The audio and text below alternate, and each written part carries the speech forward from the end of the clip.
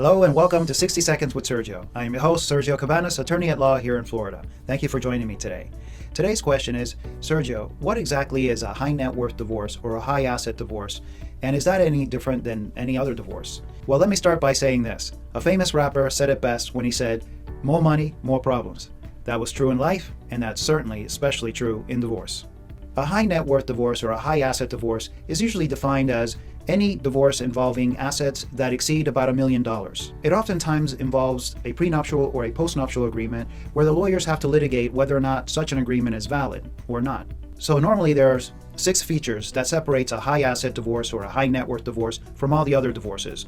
One of them is the amount of money involved in the divorce. If it's more than $1 million, it's usually a high net worth divorce. Number 2, usually these divorces involve the validity of a prenuptial or a postnuptial agreement where one of the parties tries to enforce the agreement against the other to gain an advantage in the divorce. The third feature often involves finding the marital assets. This is a big issue, which is very common in these high net worth divorce cases. Sometimes one or both spouses are hiding assets from the other, sometimes through their businesses, sometimes through other friends and family.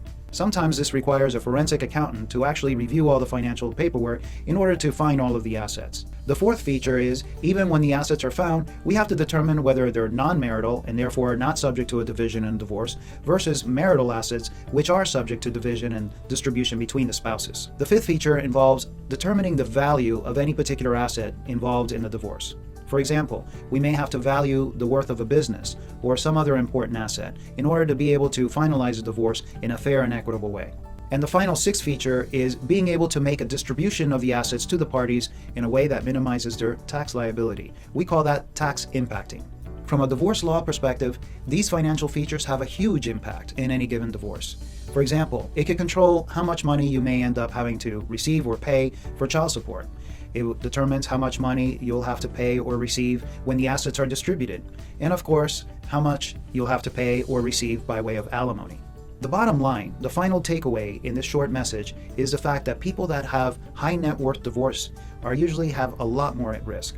So Sergio's takeaway message for this short video is the people who are facing a high net worth or a high asset divorce have to take important steps because they have more at risk to lose than in any other divorce. The 3 takeaways here are to find and control those assets, and finally, get yourself a good lawyer. I hope this short video provided you some general guidance over a very important area of the law involving high net worth divorce. Of course, this is not a substitute for an actual consultation with an attorney who can review the specifics of your case.